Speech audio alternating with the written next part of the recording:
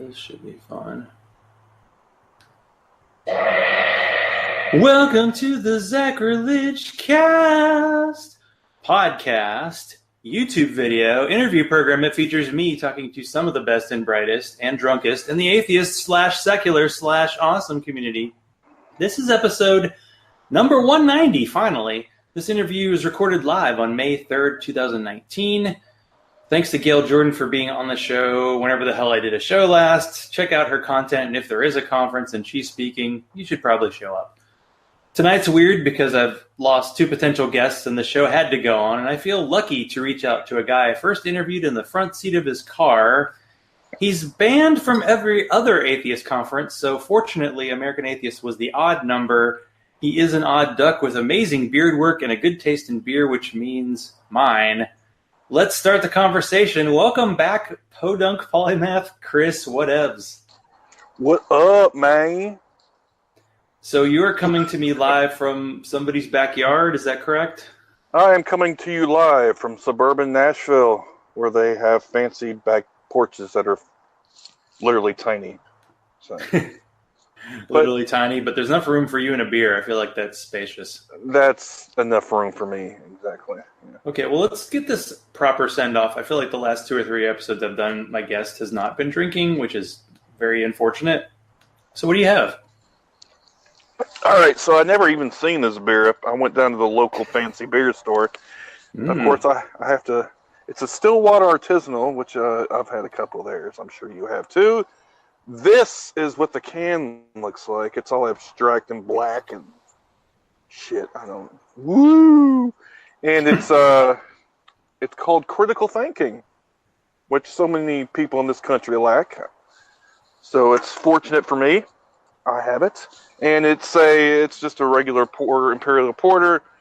Stout. And it's just good and creamy. Got a lot of thick body to it. So, a little sweet on the sweet side, roasty. Well, I think I might like that one.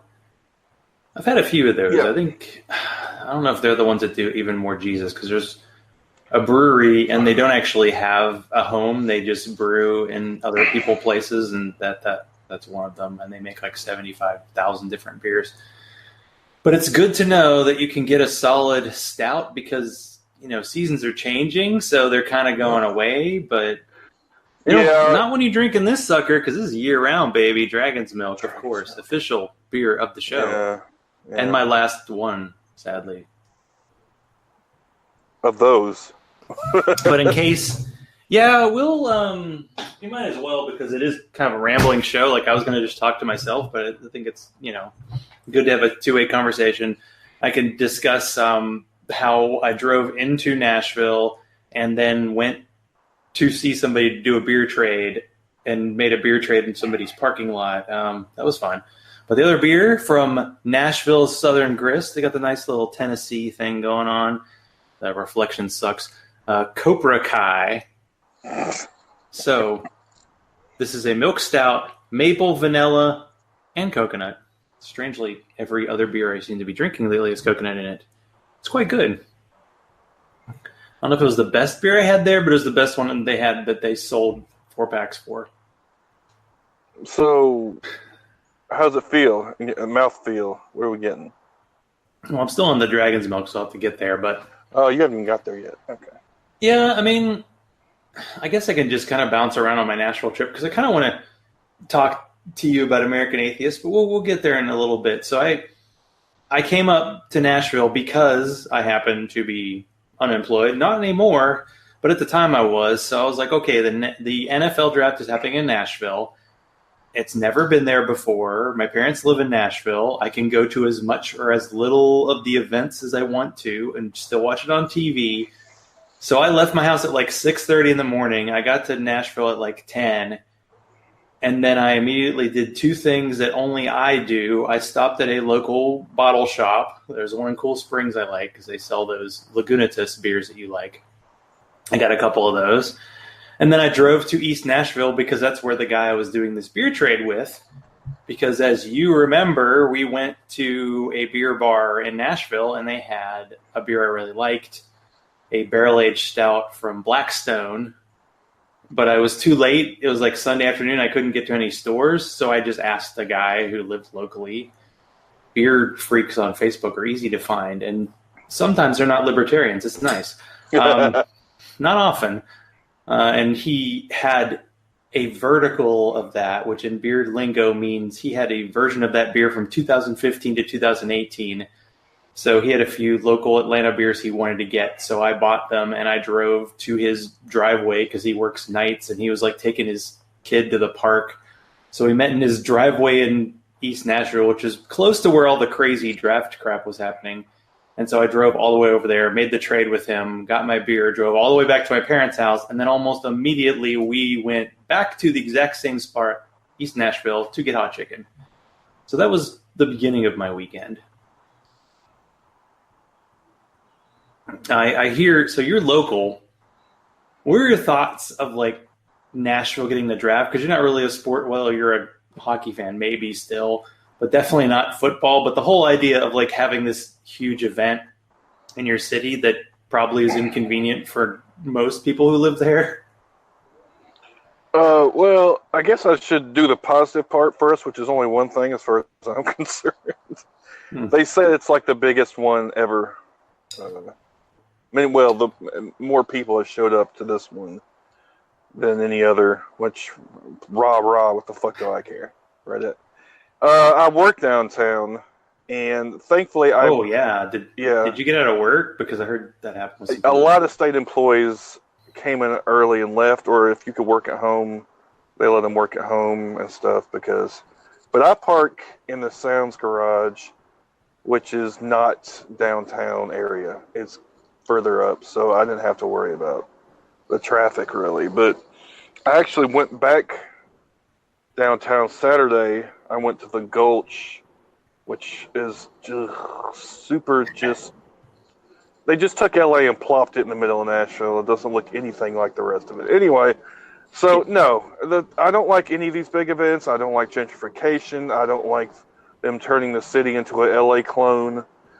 I don't really care about the NFL per se. It's the draft, any big event like that. We don't get anything out of it. The local population doesn't, the regular Joe ain't getting anything out of it.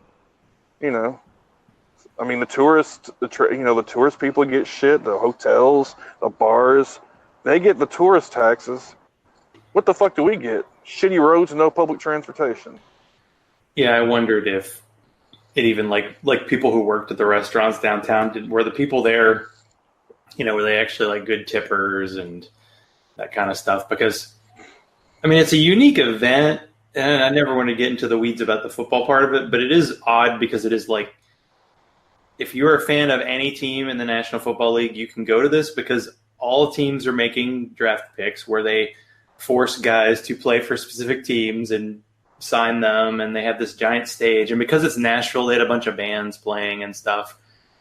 And I mean, Nashville, even before this, has become a destination thing. That there was a story that happened, it was like a local news story about how somebody had scheduled like a bachelorette party because Nashville is now bachelorette party central, and they didn't know that it was the NFL draft, and they were mad. And I was like, why would you be mad? Like, if you're going to do a bachelorette party, aren't you wanting to party with a bunch of dudes? And kind of like the atheist movement, the NFL draft is still mostly guys and white guys. There's a little bit of a more mix than it used to be. So you think that'd be like ideal for a bachelorette party, honestly. And there were still a bunch of like the matching shirts or the matching hats. And I was surprised all those, what are those, motorized little vehicles that people like. God, I hate those things. And I'm surprised that people didn't get murdered by one of them because they're just ubiquitous downtown.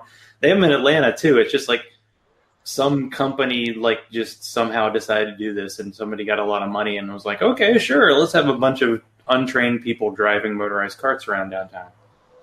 Yeah, they actually banned it for a while down in Nashville. And then I guess they paid them off, robbed them enough money to put them back. So, oh yeah, you took care of all the safety issues. How much money are you going to give me? Oh yeah, it's fine. No, totally fine. But I mean, my parents have season tickets to the Tennessee Titans. And honestly, if I could come to my parents' house and just like watch the game at their house instead of going to the stadium, I think I'd would do that. And that's why, even though I was down in the NFL draft, they've made it into this 3-day event. It's Thursday, Friday, Saturday. I wasn't even there on Thursday. I was there on Friday because there was an event we went to at the Country Music Hall of Fame. That was crazy. And then on Saturday, I went down for a second because there was a guy I know who works for Sirius and does fantasy football for a living, which is kind of cool. But I didn't really get to talk to him because he was doing a show for 5 fucking hours. I felt so bad for him. Oh, my God. Because they were doing like these 5-hour shows every day, and they were just like locking them up like in the Nashville, like the hockey stadium. And it was one of those, if you don't know about like the NFL draft, they always have like this table of people commentating on it, but it's like 8 people. So imagine you do a show and then like in an hour you get to say like 2 sentences. That's kind of what it was like. And then I was like, I just can't stay here anymore, so I left. But I did want to say, Nashville, I really, the beer and hot chicken, still top notch. A friend of mine recommended a new place called Pepper Fire, and unlike Hattie B's, which I think is the best known place, like the lines weren't as long, and the food was almost exactly the same. So the beer selection was a little shy, but that's me. Almost everywhere I go, the beer selection is a little shy. Yeah, exactly. But it was good. The only bad part is I didn't get to hang out with Chris, man. What was going with that guy? Hang out in the Gulch instead of me. I see how it is. Yeah, well, priorities. It's okay. The key is I came home with almost all of the Black Bell that I bought. Not sure when I'm going to drink that. And a couple of the Lagunitas stouts that probably would not have made it if we had hung out. I cannot sing that praise enough. You can get a bomber of this stuff for $5. Sometimes I've seen it for $4.50. And this is a good, solid stout, imperial stout. I mean, it's the only one that's going against the beer trend. I mean, this showed up in this beer vertical because when I first found this beer, it was only in bombers. And a bomber is just like a beer. It's like the size of a bottle of wine. So 750 milliliters, it's like the size of 2 beers. Size of 2 of these 12-ounce beers, basically. And now they sell them in 12-ounce cans, which I think is better. Or, because some breweries want to make more money, they do 4-packs. But if you're going to do a 4-pack, do 16-ounce cans like this. So you get the same. That's what I get. Exactly. So I did my weekend. I did my one like Titans event. I had a picture taken with the Titans mascot T-Rack. Got to hang out with my parents. And then I get to turn around and go back to Chattanooga this weekend because I have it's been crazy. I mean, you can explain like I've been in this weird, random like unemployed land, and then mother-in-law had heart surgery about a month ago, and so we were up with visiting her 2 weeks ago, and then my parents last weekend, and then my sister-in-law is a baby shower tomorrow. So been a lot of travel, but I've been in Tennessee a lot. I don't know when the next time I'll be there. But I wanted to talk about your epic road trip. So you and Tucker got into a car. Again. With Professor Fuzznuts in the back, I'm sure. No Professor Fuzz. He ain't spraying my fucking car. Get that shit. So what was it like? What was it like? You didn't, you mentioned it in Podunk Polymath if you want to hear, your story, but we'll just have you say it here so no one has to listen. But I'll give you more reason for listening in a moment. So what was it like? When did you decide, like, okay, American Atheist is probably as close to you as it's going to be for a while. I don't even know where it is next year. It's in, like, Arizona, right? Yep. Usually some Midwest super red state place. But this year is Cincinnati, Ohio, which has a lot of people who are on this show, a lot of good atheists, a lot of questionable, because that's how we are. When did you say, hey, I want to go to this thing? I was actually contacted by Debbie Goddard, who is, and I'm going to get this wrong, she's like the assistant communications director or something like that for American Atheist. I met her at Skepticon last year, actually. Really cool. And it was very obvious she didn't know anything about the podcasting, atheist podcasting world because she's the one I'm the one she thought of to contact. You know, and I'm like, me? Do you really understand that I'm like nobody? You contacted the wrong person. But I was like, okay, whatever. Okay, yeah, no, I totally. They were trying to get podcasters there. They were trying to start that trend or whatever. So I said, okay. And if I knew anybody else, you know, tell them or whatever. So I, Tucker, I was like, well, time for another road trip, Tucker. We haven't been since the last ReasonCon. So you know what the fuck. And Bridget Fitch from Holy Crap, the Vlogcast was already going anyway. And I told her about it. So she hooked up with us on that. And so those are the three. There's a couple other people. Holy Kool-Aid, I think. I don't remember that guy's name off the top of my head. Thomas Westbrook, is that him? I think. And then... He does like kind of animation type stuff, but... There's a couple other people I don't remember off the top of my head. One was from, I want to say from Utah. And they were kind of Mormon related. I can't remember. There's a couple other ones. I mean, Sharon from Habeas Humor was there. And she had little, what were they? Little jars. I'm not sure what's going on with the jars. I don't know. She had little jars with the logo on it. And I'm like, why jars? I don't get it. She didn't seem to have a good answer. That's not good. So I'm thinking, you know, better not, you know, let's not delve any deeper into that. So, yeah, that's how I got up there. Because I heard about it, and I'm like, how much? No, I'm good. There was no fucking way I was paying that much money to get in. But, I mean, if you're giving it to me for free anyway, and I've been there before, and there's going to be some people I want to meet, I mean, what the fuck, you know? I'm there. Well, it does seem it's like who you know is how you get invited. Like, if I didn't know you, I probably wouldn't have been in the podcaster thing at NanoCon, and then I got kind of grandfathered in to that. So once you're kind of a known entity, you're like, hey, why not? So you got to hang out with the GAM people. Did you do smoke some pot with Noah? No. He apparently had already done it. Oh, fuck that. No, I'm doing some later on. But anyway, I didn't want to do it before the show because I didn't want to be, you know, mentally unavailable, let's just say. Because I'll forget everything I said within 30 seconds if I'm high. Anyway, no, I did see Noah, though, and he's going gray. And I don't know. Yeah, it's got that long gray hair. Our age range, I think. He might be a little bit younger, but I think he's in his 40s. Yeah, I'm like the old man, I realize. All these people are like in their 30s. I think you're younger than me, so yeah. I don't. It can't be by much. We were born the same year, 74, is that right? Or are you 74? Oh, yeah. Okay, maybe we're about the same age. Okay. So, yeah. I don't let my beard grow because it'd be obvious then.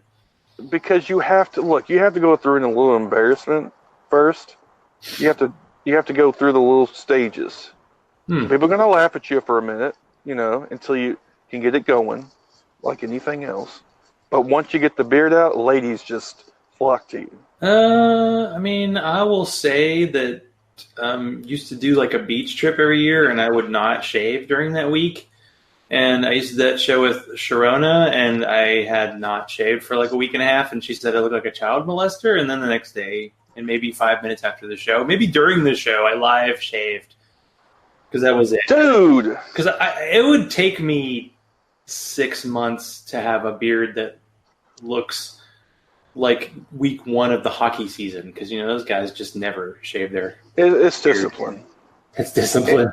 And it's not giving a fuck about your appearance. I've never given a fuck about my appearance, so it's easier for me. You know. Well, that's good to know. So when was the podcaster thing? When did that happen? When did you get there, and when it happened, or is it just because you're a podcaster they just invited you because you're cool? Yeah. I don't know about the cool part, but she knew who I was, and I guess I was the she. She didn't see. She said she didn't know anything about the podcast community, which is probably fortunate for me. So no, we just had a table set up, like they did at any other conference where they have like nonprofits. Planned Parenthood was there, Foundation Beyond Belief, NARAL I think was there. Of course, American Atheist had their own table. So we had a table. We never actually set anything up. We were just sitting there. I was wondering, you want authentic beard hair or? No, and some people actually did come up and talk to us and ask us what it was about, or shows were about. But Saturday, I was just sitting watching the Predators getting their ass beat. It was so disappointing. I was sitting there watching the game at the table pretty much the whole time. After I went with Natalie Newell and Lyman Smith, I'm sure you know them. Got Natalie on the show a while back. Yeah, they're really cool. I'm so glad I got to meet them. The documentary that she did about science and like vaccines and stuff. Yeah, Science Moms. Yeah, not very popular. I'm actually in the credits for that. Look at you. But did you miss the Obergefell? I think that's how you pronounce his name. I missed the keynote speech. And that was mostly because when me and Tucker got into town, we decided we were going to park downtown and walk up there and see what was up before we went to take. Because we didn't stay in the hotel it was at. We stayed at some a little seedier location for less money.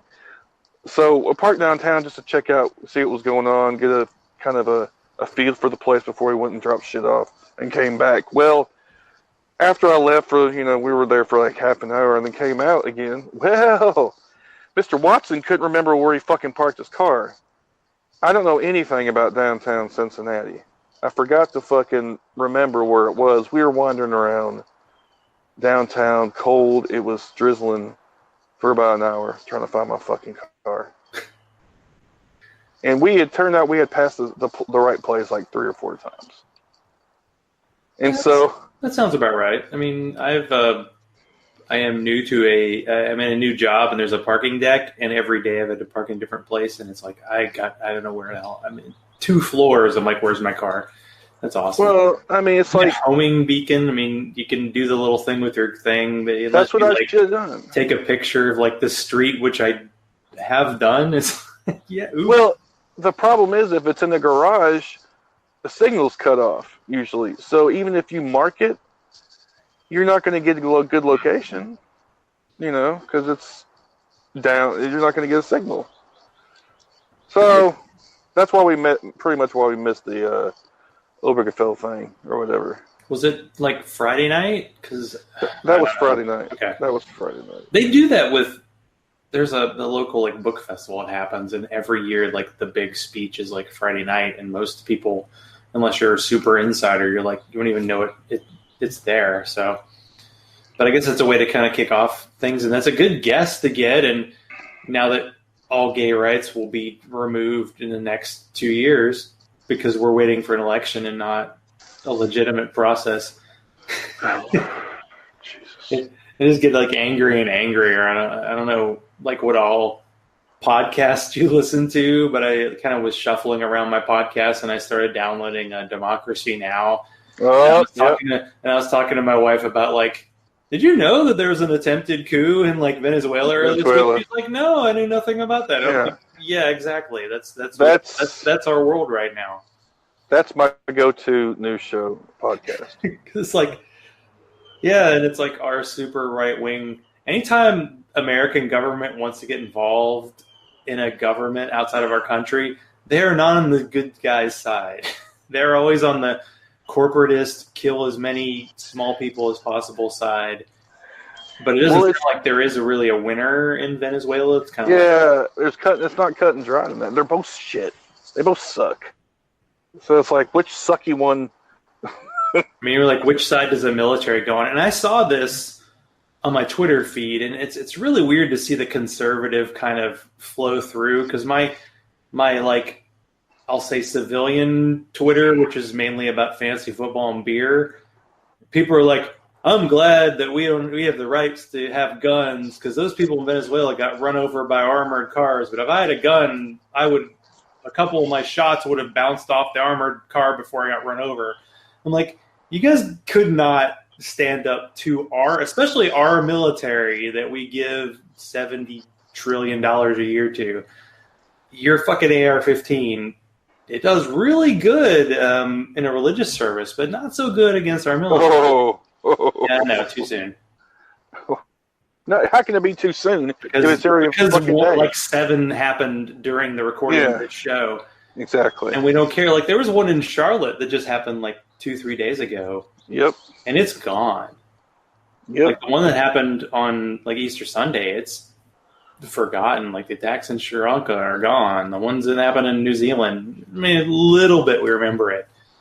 But for the most part, it's gone. Yeah, Deborah in the chat room, she'd be good to talk with, because she was in Colombia recently, and the entire like Central America is being affected by what's happening in Venezuela. What the fuck would you go to Colombia willingly? Because her son lives there. Oh, well, that's old news. Unless you got cocaine, unless you get some good cocaine tourism. I don't know if that's a thing. But. Well. You've had, you've been to a bunch of conferences, as I have. So for American Atheist, because you got to go there for free, I mean, you still had to drive, you still had to stay at a hotel and like buy food and stuff. Were you about like listening to speakers, or did you just kind of want to hang out? That's all I ever want to do. If I'm being honest, I don't ever give a fuck about the speakers unless it's somebody that I really, really like. And the only thing I even there was a dinner reception thing where Nick Fish, the new American Atheist guy, because after Silverman, let's go with another white guy. But anyway, white gay guys, Yeah, but still, yeah. Was he gay? I didn't know that. No, I don't care. But anyway, so yeah, we had if I'm wrong. Well, this is live. Too bad. Who cares? But he's a white guy. So he gave some little speech, which I didn't pay attention to because I was eating, and there was a good tiramisu. Live beer opening sounds. Beer. No, it's just it. So if you've never been to if you're used to going to more not specifically atheist, because this was very atheist, right? So, well, I was wondering, was it because obviously, for some reason, you were at NanoCon. We don't have to get into that, but I mean, at NanoCon, they had 12 different speakers at a time, so it was physically impossible to see everyone. I was wondering if American Atheist was more like they were trying to get people into a few different, just a smaller cross-section of events, or was it you could see 20 different people at a time and it was really hard to decide whether to do that or just to hang out with people that you only know on the internet and you only get to see once a year? In a lot of cases, I'm sure that's the case. Well, they had a main room where the big speeches were. But then they did the same thing they do every other place, is they do these breakout groups or whatever, where they have different people, in classes, basically, is what they are. And I don't even remember what I looked at him, and I'm like, oh, no, thanks. And I just moved on. There was a podcasting one. I know for sure. And there was local. I don't even remember, to be honest with you, because I told you I don't go to these for the stuff like that. But yeah, it was the same form. They had the main speech. They had big ones going on in the main theater, but then they had breakout classes in between or whatever. So I mean, was there a favorite, or maybe even was there somebody you saw who maybe you hadn't seen before kind of surprised you, or was it more names that you knew, so you kind of knew what they were going to say? Well, let's see. A couple I knew already. Gail Jordan was there. Yeah, I've heard that story a million times, so I got to hear it again. Jude Lane, Noel from Foundation Beyond Belief were there, but I was there for a little while because I like Jude, and he's one of the guys I met up with, and I met him at Skepticon, and he practically begged me to go to the next one. So I mean, who am I to turn the guy down? That's nice. So I got to hang out with him later, but he was talking. He's really one of these dudes. And I think he used to be a church dude, pastor or something, a youth pastor, and he's got that, where he can persuade people and shit. So he's got that going on, and he grew a beard. Oh, there you go. Dude, are you trying to look like me? You trying to take? I mean, it's bad enough you're super attractive anyway. I don't dish an asshole, So. He's growing the beard out, grew his hair out a little bit, so he's looking a little hippie-ish. So he was, I got to meet him, the crew from Foundation Beyond Belief, which I'm going to tell you to look out for because they're going to do a little more. I think they're going to get a little more hands-on on stuff. So I think Foundation Beyond Belief is actually like set in Atlanta, at least it used to be. So I should probably find someone local. It's like the whole pool of people I met in Nashville like kind of dried up. So time to.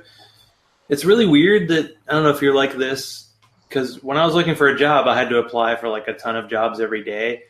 But when I'm like looking for a show guest, I just like ask one person and I keep waiting for them to say yes, and that's what happens too often. So I need to start doing that again. But you've kind of kicked back into gear. So what how are you doing? Like still weekly or whenever the mood strikes? Well, it just started back up after Debbie contacted me. I was like, you know what? Somebody actually gives a fuck. And I figured I should start doing the show again. If I'm going to show up there and say I'm doing a podcast, I guess I should actually actively be doing one. So I started doing it. I'm like, I remember this. Okay. Yeah, so I kicked back into gear. I had Bridget on because she was going, and I had her on talking about mental illness, which to me is a big topic and something that's important to me. So, I mean, and I had the ladies from Dingersnap, well, the reunion, the Nadia and the original co-host was on with Amy. So that was fun. But yeah, I'm enjoying it. I was supposed to do one last night with Aaron Rabinowitz from Embrace the Void and Philosophers in Space, but my internet went out halfway through. So I had to reschedule to next Tuesday. So, but we were going to talk about ethics, which I'm not sure what that word means. Something about morality, I'm an atheist, so what do I know? Exactly. Yeah, I've had Aaron and his dad on. Now, tell me, how hard was it? When you do a podcast, you have to be a professional. You have to be like strong. How tough was it for you to continue doing your show when you found out Amy was drinking an IPA?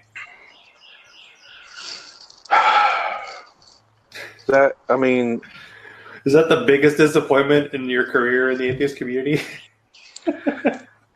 It was a blow. I'm not gonna lie to you, Zach. It was a blow. I had to really think about it for a while. I had to really search my soul to see if I could continue associate myself with her. I'm amazed by the people who because I have a friend who talked himself into liking IPAs, and he really does. And I think with Amy, it was mainly she was drinking a double IPA, but it was 9%. That was pretty strong. So I was like, okay, it's a strong beer. So okay, I guess no. He's out. No, I've had to resort to it on occasion. Now I don't get the IPA. Don't. Yes, I have. Well, usually it's just a regular pale ale. Rarely do I get IPA. It's usually I cheat and tell myself it's not really an IPA. It's APA. It's an American pale ale. That's how it's less hoppy. It's less garbagey. It's less garbagey. So I try to justify it to myself in that way. But it's still what do I get? Dale's Pale Ale, Oscar Blues Brewery or whatever. I've been getting that because that's the only thing my fucking Mapco has, man. I mean, I live in the boonies. I don't know. I feel like you probably live with the, decent distance of a bunch of places, but I've worked my stash back up. I got it nice knocked down, but I think it's back up. That's the problem. I get these like really nice beers, like the stuff I got in Nashville, and I'm like, oh, I should save this for a special occasion, like Tuesday. But now that I actually have a job, it's changed things a little bit. But when you're watching like Game of Thrones and it starts at 9:00, you're like, I have to drink a beer while it's bad. Ooh, ooh, it's last season too. I guess they're really feeling like they have to make every episode count, so they're not fucking around. Yeah, it's been something else. It's kind of wild to imagine this big cultural thing, and will there be any more shows that like so many people watch? And it's still not that many of a number. Like, how many people watch like the Seinfeld finale? And that's going to be like 1/10, if that, of the people who watch the Game of Thrones. So people are probably going to be stealing their friends' like HBO thing to watch it. That would be me. Then we'll be done. We'll have nothing to live for. Only thing is like Game of Thrones, and this is something that doesn't come up with much. The gods in that show actually do stuff. And they don't always. That's the thing, is like the god does things and then the people misinterpret. Shocker. They actually show their power, like, my god, I'll bring this person back from the dead, and then they do, and you're like, whoa, okay. Yeah, no, but it doesn't seem like it always works the same, or they're not dependable, but I guess, that's just what gods do. They're fickle, It's almost like they have human qualities. Huh. Strange. I don't know how that works. I forgot. I didn't do like an out of context because I didn't have anything to go with.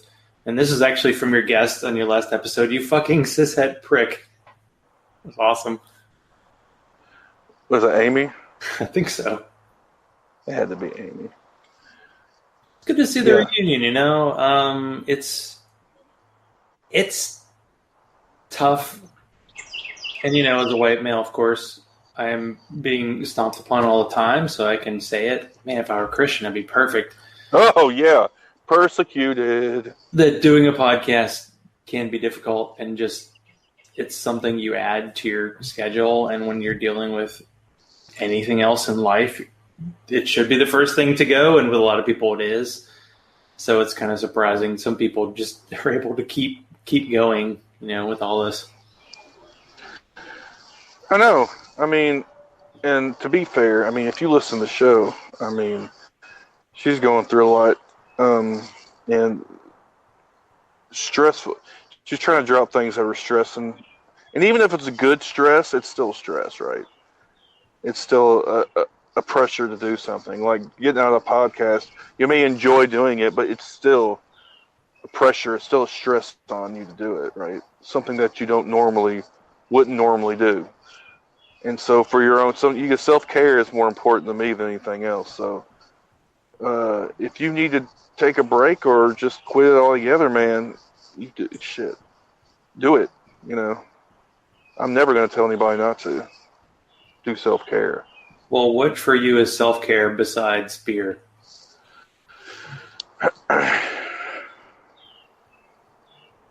Give me a minute, wait. Netflix and cats. Netflix and cats. Well, this is something that I thought about today, just like a random topic. Like, how did you become like either a cat person or like a pet person? Because I still don't know how many pets you have. You probably have more pets than you have like beers in your house. So what's the current setup, and how did you become such a pet person? I don't know. I didn't have a pet until I had one when I was a teenager, but she just showed up. Monique just showed up. Okay, I'm here, as most cats do. They just show up. And she was there a while and she disappeared again. She probably went to die. I don't know. That's what cats usually do. Or animals. If they think they're going to die, they'll go off and hide somewhere, usually. That was my first pet. My mom had a Pom, but I don't count that dog because it really wasn't mine. I really didn't get another cat until I was like 33 or something. I mean, because I was drinking in my 20s, and I didn't have time for cats. I guess. I don't know. I was with my parents most of the time. They don't like animals. Or my mom doesn't really like pets. But anyway, yeah, I didn't get another one until I was 33, and then I was living with my friend Eric. And he hated cats, but he got used to it because I made him. And then after that, I moved in with my ex, and we got cats. And next thing I know, there's 4 cats in my house right now. I don't know what happened. When the smoke settled, there's 4 fucking cats in my house. So. Okay, what's the very quick acquisition story of each one? How did that happen, and how long have you had them all? Technically, none of them are mine. Technically, are you currently living by yourself? Because I know that happened recently. Yeah, as little or as much as you want to about that. It's fine. Well, it's just how about the pets? My ex and I were living together, and she moved out. That's all, and we're settling in amicably. As far as her buying the house out for me, and then I'll just move out. So that's all I'm going to say, really, because I don't want to drag anybody through the mud or whatever. Unlike some people did to me. Anyway, bitter? I'm not bitter. No. So anyway, no. Okay, so he's a stout. It's smooth and roasty. So yeah, I have 4 cats, and they're technically none of them are mine. Sandy was the first one. I think she was acquired. I don't even remember where she came from. Because it's supposed to be a rag doll, but I don't think she's a rag doll. Callie was from a shelter. I do remember that. A very inventive name for a calico. She's my favorite. She's the queen mother. Lillian was acquired. Her Lexi's grandmother gave that to her. She likes acquiring kittens but not taking care of them, so I ended up with all of them. And finally, the last edition is Circe, and that one was all mine after a cat. She was basically a joint cat with my girlfriend, and that cat got pregnant, and I took one of her kittens. And so that's where she came from. That cat is all mine, actually. That's the one cat that I consider all mine. Callie, I do consider, and Sandy, I guess. Lillian was never really. Anyway, they're all mine now, de facto. But, yeah, so I have 4 cats. 2 are younger, which means they're running around like fucking crazy people. The other 2 are middle-aged, which means they're sitting around like fat loafs, like me. So it's, it's interesting dynamic. They're all very good. They get along pretty well, except Sandy's a stand-alone cat. She likes skittish as fuck. She hides all the time. But the other 3 are always piled up on each other. So that's good. They like grooming themselves. It's almost kind of sickening. So it's like some kind of weird cat orgy, but yeah. Yeah, they like to clean each other, and it's almost like, oh, I can't reach that spot. But they're just like, it's a little bit. They look at us like, you do this thing with the water, and I don't know what that is. I have to lick every inch of my body, and yeah.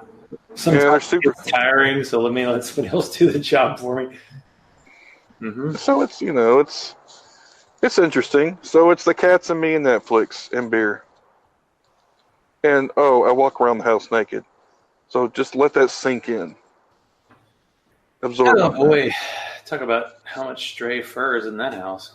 My goodness gracious.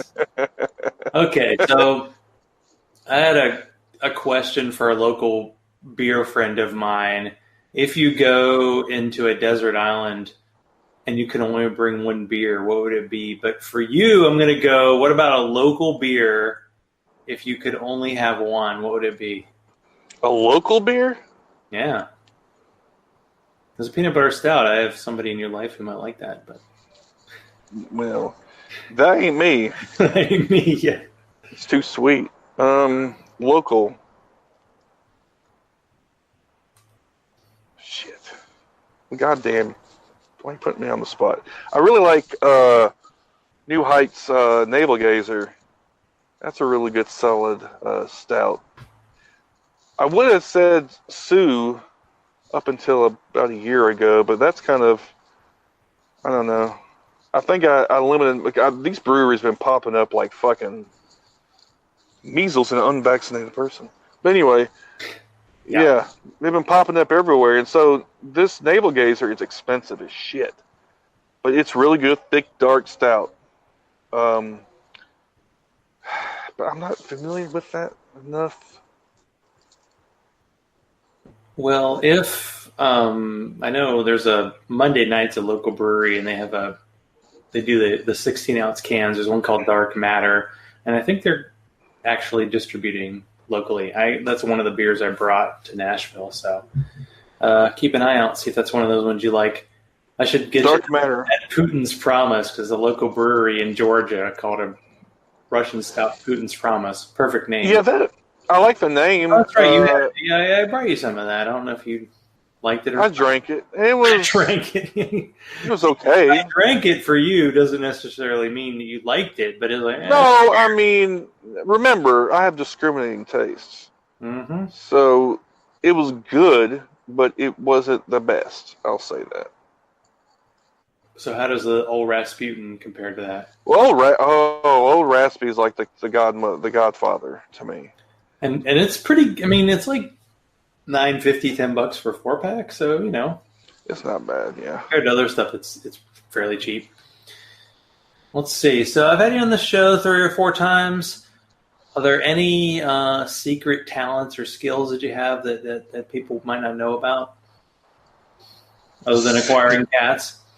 Acquiring cats, alienating people, apparently. Growing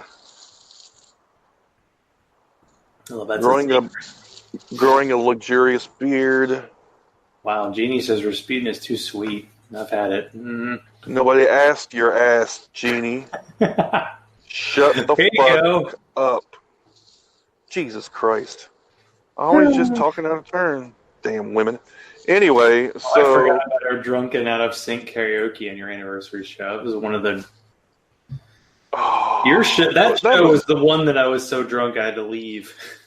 So...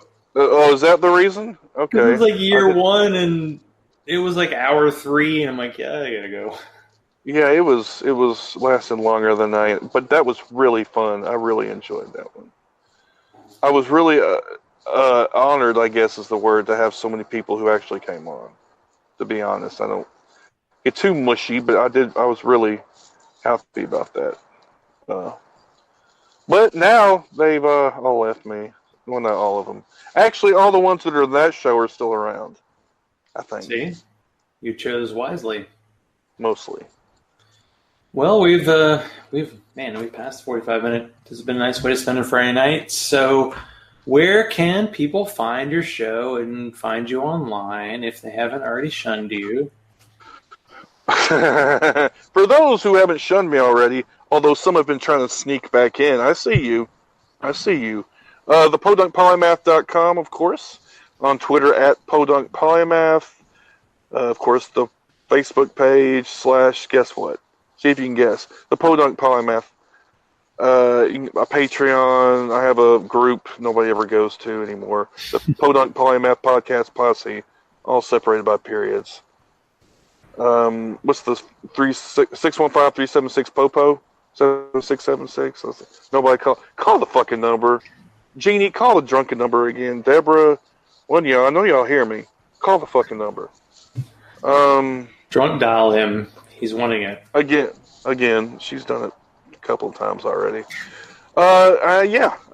So hit me up. Message me if you want. And are you going to Skepticon? Do you even know when that is? It's like later this year, and I think August 9th.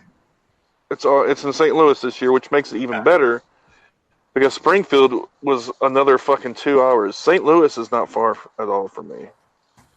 So, it's free. Nashville. So yeah, it's further for you. I guess it's another 4 hours. Isn't it? So, no. Yeah, I'll probably be there, almost certainly. I gotta find a room. Now in the mirror, you can see my face in the background when you're talking. It's awesome. I have the devil on your shoulder, literally. I'm wearing a red shirt and everything. Oh, shit. Yeah, so I should be there, assuming I'm not banned from that one before then. We'll see. We'll see, yeah. It's still early in the summer. Who knows Yeah, what might happen? We've got another, couple months, 3 months? So, yeah. There was that event at American Atheist where they were making meals for the homeless, or were you burying bodies? Tell me the truth. I didn't make it. I heard rumors because I didn't get to make it. Yeah. But let's just say there were lady fingers, and I'm not talking about the little cakes. That's all I'm going to say. Oh, boy. Yeah, I think it's good to call it a night. So, well, thanks for Chris for being on, especially on short notice. It's good to chat with you. And the next time I get to Nashville, beer, not chicken. I feel like we can make this work. Beer, hot chicken. Maybe I get to meet the cats finally. You know. You don't want to come in that house. Trust me on that. But we'll see. All right. All right, man. Good night. Cheers. I moved for a bad court thingy. You mean a mistrial? Yeah. That's why you're the judge and I'm the law-talking guy. The lawyer. Right. Live read. I haven't been listening to secular podcasts recently. Maybe I'll get back in the groove in about 15 days when Game of Thrones is gone. So I'm going to do an off the top of my head discussion about something that Chris and I talked about in the interview, but we really didn't talk on it that deeply because why do people want to hear about what cishet men think about anyway? It's the Sports Illustrated. Well, let's get started. It only seemed like Sports Illustrated made a decision in order to make frontliners in the culture wars lots of easy clicks when they did the following. Model Halima Aden was the first woman depicted in the annual Sports Illustrated swimsuit edition wearing a hijab and a burkini. What is a burkini, you say? Well, it's the kind of clothing item that even Muhammad would say, what the fuck is that? It's like if you have a choice between burning to death and not burning to death, and you say, what's the centerist position? It's a piece of clothing that's kind of like a wetsuit, but maybe a little bit tighter, but probably not too tight. And then, of course, the traditional head covering of the Islamic faith. And it became a bit of a lightning rod for controversy this week. And I thought of it in many ways, but I didn't want to come at it in a way where it's obviously bad or obviously good, because I think we do too much of that. Honestly, I thought of it this way. I thought of, what about if I knew about a politician who was an open atheist? And I don't think you should automatically feel pride because somebody fits in one of the check boxes that you do. But it's nice to know when politics is currently, hey, which Abrahamic religion do I follow before the politics part, that someone actually isn't there. So I was thinking in terms of, the least likely person to be able to relate to me, a young female person who is Muslim, what it would be like to see someone represented in the swimsuit edition who actually fits my culture, as much as I don't necessarily think a burkini fits any culture. The hijab definitely does. And for as much as you might say a traditional religious head covering clearly says women lesser than men, it is someone's choice to wear it. And I think Gretchen Koch in this week's Giant If discussed it in her weekly cartoon, and I'll link to that in the show, to say at the outside you can definitely say to someone who's religious and is wearing a head covering or is wearing a burqa or is wearing anything that is strictly religious, you're not really making that choice when you don't necessarily know that. And while the spiritual sword or weapon of choice over somebody's head is always there in a way, because that's how the Abrahamics work, at least as far as my point of view is, if someone's making a choice, they're making a choice. And if someone is willing to depict that in a pretty well-known cultural thing, which is a Sports Illustrated swimsuit edition, although it's probably not what it used to be when it used to be a magazine, and it used to be one of the few magazines you could get as someone who wasn't of age, who could get of scantily clad people. And honestly, the swimsuits they wear most of the time, they're not really for swimming either, now are they? So if you want to support this show, go to iTunes and rate this 5 stars. If you do, I will love you forever. I'll also need to remember how to check iTunes for reviews. It's been a while. So be like Bobby, Hugh, Teody, Larry, Daryl, and the other Daryl, and go to patreon.com/sacrilege. I assume they still actually pay people on that site. I haven't been banned, so, maybe I'm the only one left. Follow me on Twitter, like my Zachrilege Cast page on Facebook, and send all thoughts and prayers to zachrilege.cast@gmail.com. Thank you to Chris for being on this week. I suggested a beer, Cobra Kai, and he actually bought it, so America, fuck yeah. I'm going to finish on a pessimistic note and not tease any potential guests, as at the moment I have none. No, literally any atheists, reach out. Until next time, let's continue the conversation.